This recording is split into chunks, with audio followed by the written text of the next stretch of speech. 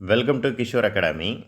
இன்றைக்கி இந்த வீடியோவில் 11th standard physics English medium example 5.21 என்ன அப்படிங்கிறது என்ன செய்ய போகிறோம் பார்க்க போகிறோம். A rolling wheel has velocity of its center of mass as 5 meter per second. If its radius is 1.5 meter and angular velocity is 3 radian per second, then check whether it is in pure rolling or not. So சம்மு தான் பார்க்குறதுக்கு ரொம்ப கஷ்டம் மாதிரி இருக்கும். இந்த some ரொம்ப ஈஸியான ஒரு 2 mark. So last year March 2024 public கொஸ்டினில் கேட்கப்பட்ட கவர்மெண்ட் எக்ஸாமினேஷனில் கேட்கப்பட்ட ஒரு கொஸ்டின். ஸோ கொடுத்துருக்கிற வேல்யூவை முதல்ல நோட் பண்ணிக்கோங்க.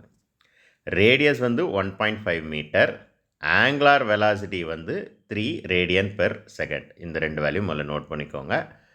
ரேடியஸ்னால் 6 அண்ட் ஆங்குலார் வெலாசிட்டினா ஒமேகா. சென்டர் ஆஃப் மாஸில் அதில்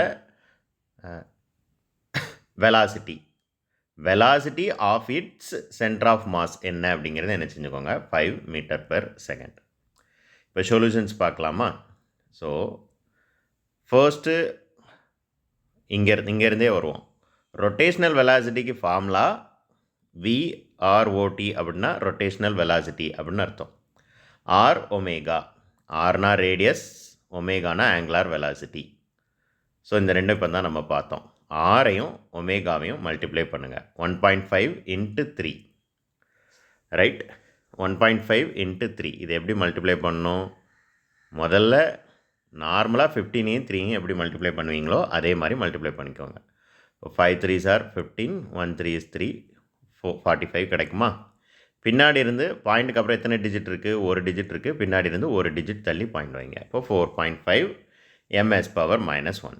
இப்போ இந்த வெலாசிட்டியையும், இது ரொட்டேஷ்னல் வெலாசிட்டி, சென்டர் ஆஃப் மாஸில் என்ன வெலாசிட்டி இருந்துச்சோ ரெண்டையும் கம்பேர் பண்ணுங்கள். இங்கே 4.5 கிடச்சிருக்கு, இங்கே 5 இருக்குது. இது ஆல்ரெடி சம்மில் கொடுத்துட்டாங்க.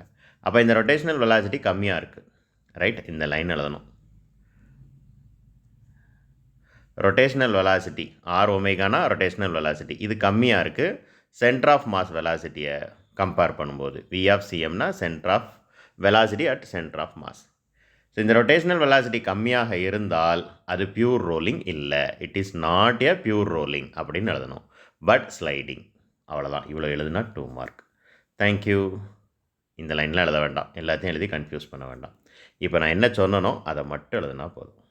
தேங்க்யூ.